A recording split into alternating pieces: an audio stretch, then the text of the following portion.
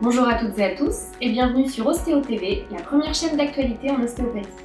Pour ce 24e numéro d'Ostéomag, nous recevons aujourd'hui Philippe Barrel, consultant et formateur en santé, coach et préparateur mental.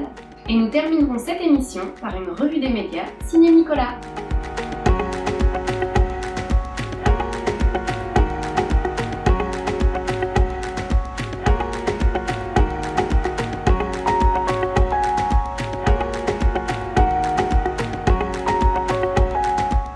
Philippe Barrel, bonjour. Bonjour Romane. Vous êtes donc consultant et formateur en santé, coach et préparateur mental, mais vous êtes également à la base ostéopathe. Oui, j'ai exercé l'ostéopathie en libéral de 2002 à 2014 et j'ai cessé mon activité en mars 2014. Et pourquoi l'arrêt de cette activité ? Je pense que c'est l'ennui qui s'est fait sentir, non pas à cause du métier en tant que tel, mais je pense que j'étais pas fait pour être dans un bureau à recevoir des patients ou des clients pour même un autre métier éventuellement. Et il me fallait que je papillonne peut-être un peu plus, que je rencontre plus de personnes et que quelque part je m'exprime dans une autre activité. Et alors du coup, qu'est-ce que vous avez fait comme formation supplémentaire ? Alors initialement, ce qui m'intéressait, parce que je prenais beaucoup de plaisir à, par exemple, conseiller les gens après une séance d'ostéo sur des conseils posturaux, entre autres. Et je m'étais dit, je vais faire un diplôme universitaire en préparation physique pour avoir des compétences nouvelles et quelque part pouvoir donner aux patients des conseils appuyés. Donc ça, c'était plutôt dans un but quand même au départ pour continuer votre activité libérale en cabinet. D'accord. Et puis je me rendais compte que ça suffisait pas. C'est-à-dire que les conseils n'étaient pas forcément personnalisés. Ce qu'on voit en préparation physique, c'est comment améliorer telle qualité physique. Mais c'est pas forcément valable pour tout le monde, puisque chacun a un profil moteur différent, des antécédents différents, même une raideur articulaire différente. Et donc ça se prête à pas mal de gens, mais pas forcément à tout le monde. Et donc ce qui me manquait, c'était l'aspect personnalisation de ces conseils. Et la même fac, Dijon, proposait un DU, un diplôme universitaire en coaching et performance mentale. Et c'est quelque chose qui m'intéressait, qui m'a toujours intéressé d'ailleurs, même quand je faisais du sport, les aspects de gestion des émotions, entre autres.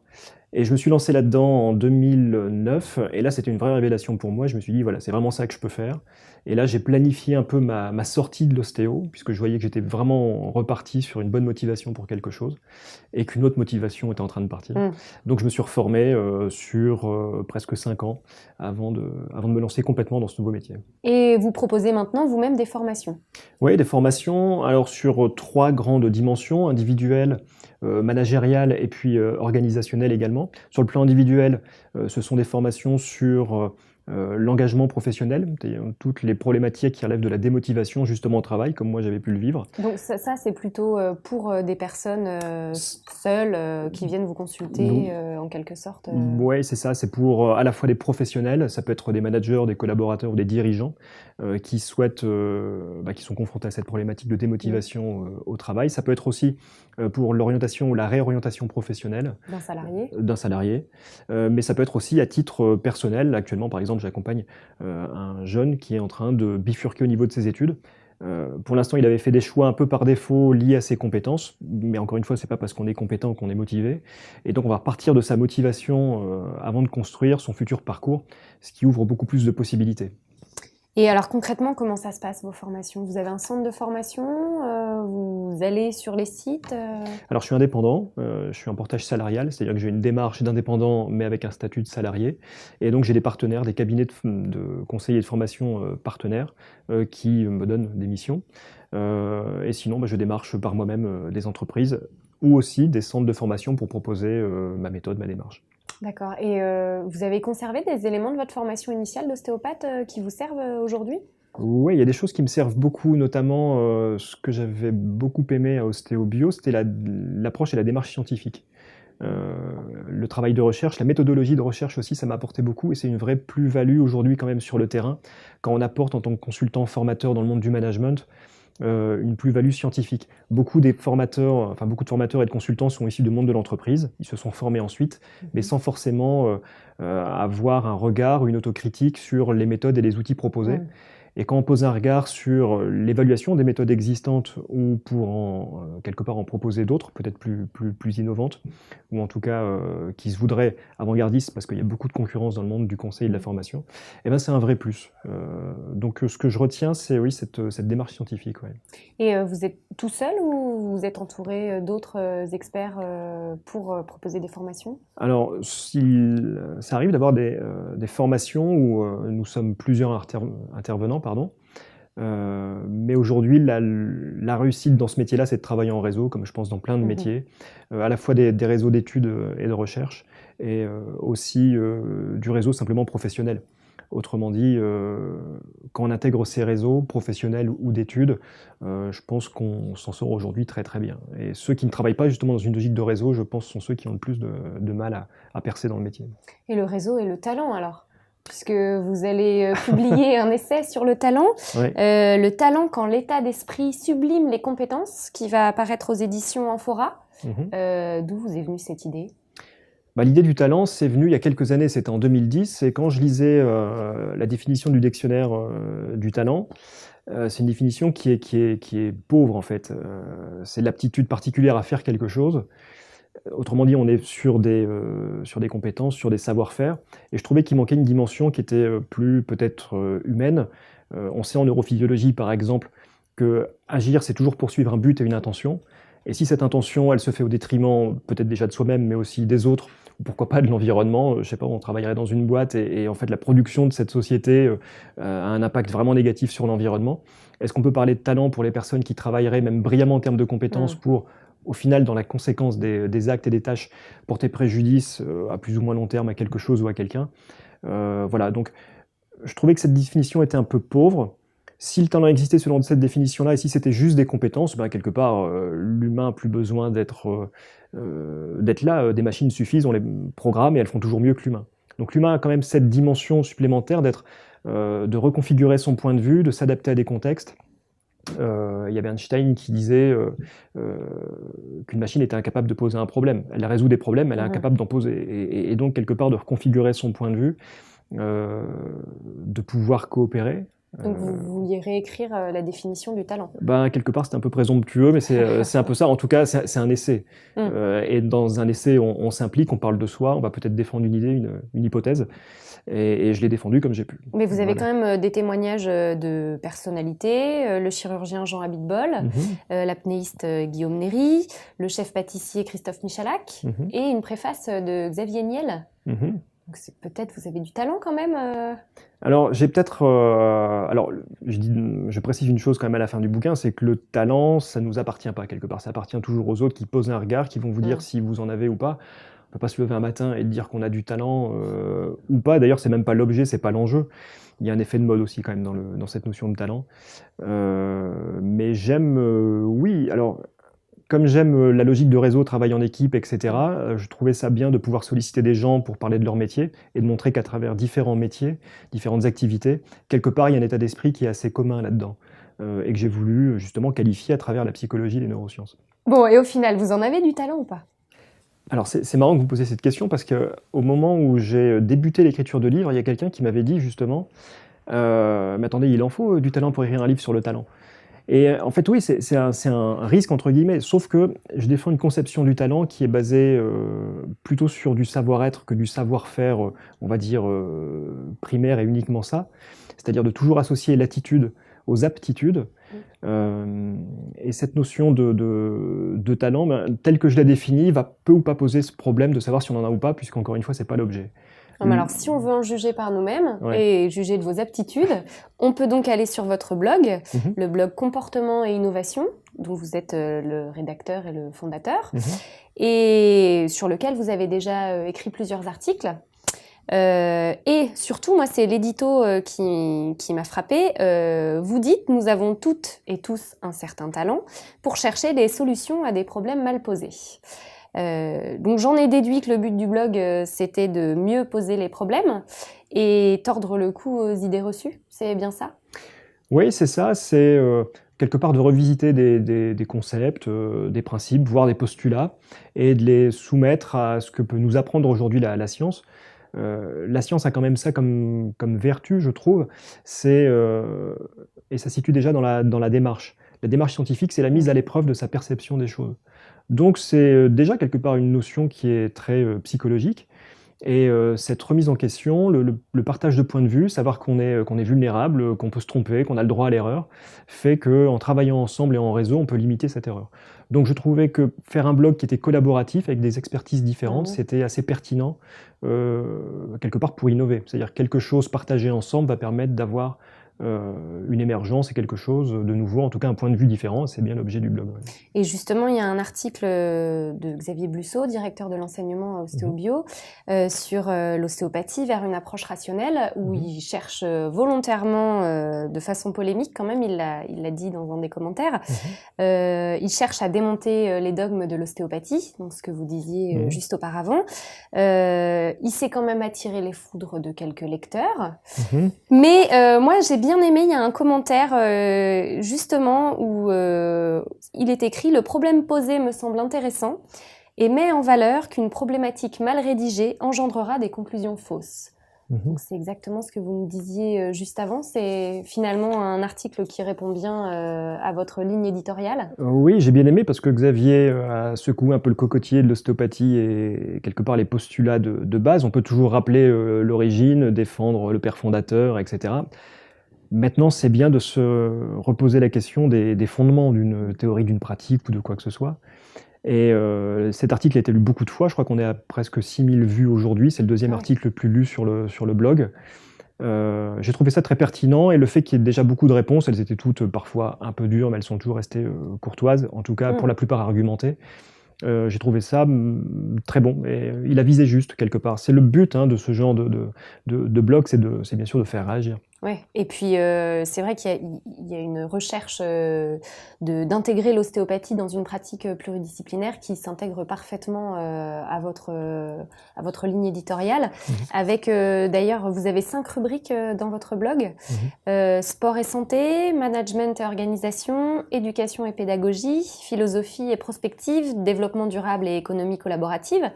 Comment vous avez fait le choix de ces rubriques? Alors ces 5 rubriques, elles tentent de parler au plus grand nombre possible en termes d'applications et de personnes qui sont impliquées dans ces domaines-là, mais en ayant pour point central quand même la psychologie et les neurosciences. Donc j'ai mis ça, puisque les règles d'attitude, je pense qu'elles prédominent partout, quel que soit le contexte, les activités et les savoir-faire. Donc l'attitude à travers la psychologie et les neurosciences, et puis 5 domaines qui gravitaient autour, ça me semble assez pertinent, assez complet en tout cas. D'accord. Et vous avez publié là, récemment un dernier article pour une vraie politique de santé et de qualité de vie au travail. Moi, je l'ai trouvé très intéressant. Vous militez pour une culture de développement du vécu positif dans un pays où nous sommes les premiers consommateurs de psychotropes. Bon courage. Par contre, c'est vrai qu'il y a une petite chose moi qui m'interpelle dans cet article. Alors, vous redonnez la définition de la santé par l'OMS. Je cite, un état de complet bien-être physique, mental, social, qui ne consiste pas seulement en l'absence de maladie ou d'infirmité. Est-ce que vous pensez que c'est vraiment accessible ? Je pense que oui, encore une fois, derrière toute action, il y a une intention et certaines personnes pourraient détourner la définition de la santé. Oui, c'est ça. Est-ce que ça ne peut pas donner lieu derrière à des dérives thérapeutiques ? Bien sûr, oui, bien sûr. On en fait quelque part ce qu'on veut de cette définition et on peut la tourner à son propre avantage. Mais quand même, on est à une époque où on n'a jamais autant parlé d'évaluation, d'approche scientifique, etc. Donc quelque part, la science est un garde-fou pour justement parer à des idéologies, à des vendeurs de rêves, et surtout à taper dans la fourmilière des dogmes et des postulats sans aucune vérification. Mais c'est une démarche qui est saine. La démarche scientifique n'est pas qu'une démarche rationnelle, sans émotion, pauvre, etc. On peut s'émerveiller de la science, on peut s'émerveiller de ce qu'apporte encore la science aujourd'hui et des échanges entre les sciences. Et c'est une belle chose, pas juste une bonne, et moi je la trouve personnellement belle, cette démarche scientifique, qu'on en reste déjà à sa mise à l'épreuve de cette perception. Et je pense que si on en reste juste là-dessus, il y a beaucoup plus de scientifiques qu'on croit, au-delà des diplômes, des statuts, etc. Et que la science, c'est d'abord une démarche. Je pense que l'ostéopathie aujourd'hui, en tout cas dans ce que vous en faites à Ostéobio, vous l'intégrez dans cette démarche-là par l'ouverture que vous proposez. Et c'est quelque chose qui est sain, à mon avis. Très bien, merci. Eh bien, on va enchaîner maintenant sur la revue des médias avec Nicolas.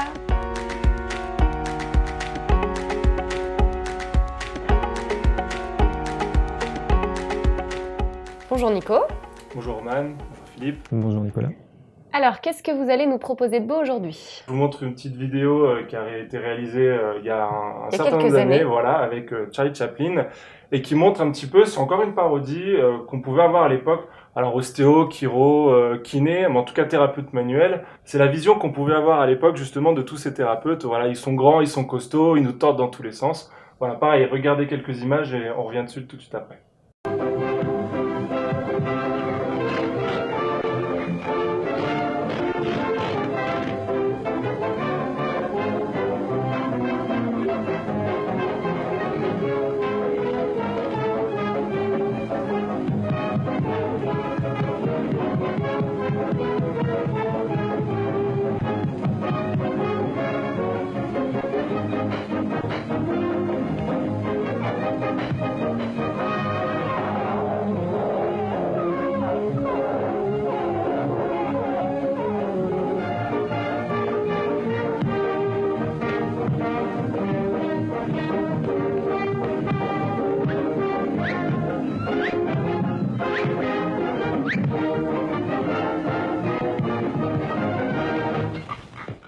Mais c'est encore un peu ça, non, l'ostéopathe? Ah bah je sais pas quel ostéopathe tu vas voir Roman, mais en tout cas moi dans mon cabinet ça se passe pas comme ça. C'était pas comme ça chez vous, Philippe? Pas loin. D'accord, on comprend pourquoi il arrête. Une Voilà. autre petite chose peut-être. Alors, je vais vous présenter un petit robot masseur. Alors, si vous avez peur d'aller chez l'ostéopathe ou chez le kinésithérapeute après les images qu'on vient de voir, vous pouvez toujours prendre rendez-vous avec un petit robot masseur qui a été développé au Japon. Donc, c'est un robot qui permet de masser grâce à des capteurs les zones qui sont plus ou moins contractées. Et donc, je vous laisse regarder la vidéo.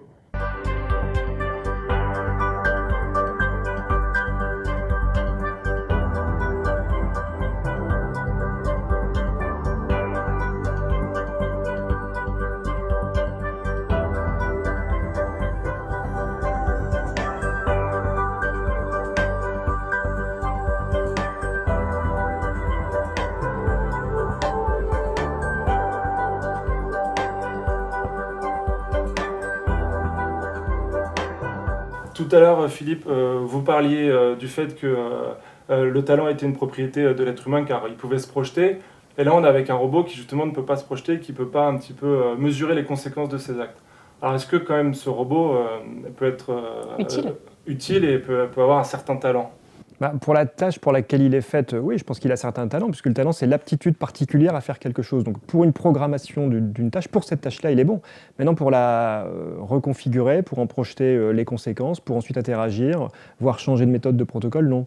Donc, pour une tâche, je pense qu'il est très bon. Donc, il reste monotâche. Il reste ce pour quoi on l'a programmé, point.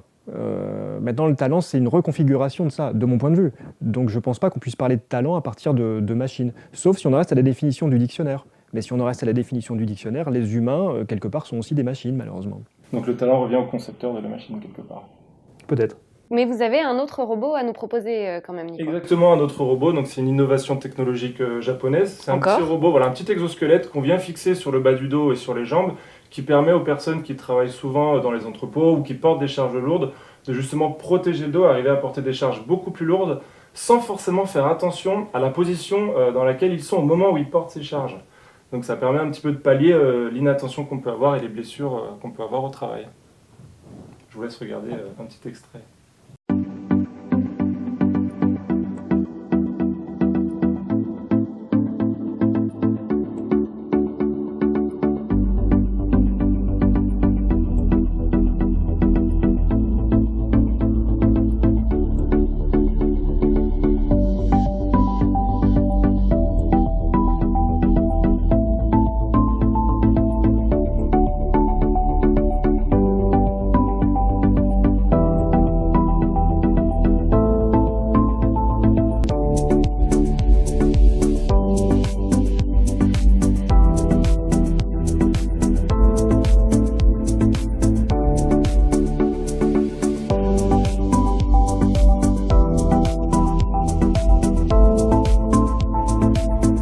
Ça peut aussi servir dans le milieu médical pour les personnes soignantes qui portent des malades. Voilà, à partir du moment où on porte une charge, qu'elle soit inerte ou vivante, il n'y a aucun problème. Je pense que ça peut servir dans tous les cas. C'est quand même nettement moins pratique qu'un t-shirt Perco. Ah oui, le t-shirt Perco dont on parlait dans l'ostéomag précédent, c'est vrai. Merci Nico, merci Philippe d'avoir accepté l'invitation sur notre plateau. Merci à vous. Et je vous dis à très bientôt pour un nouvel ostéomag.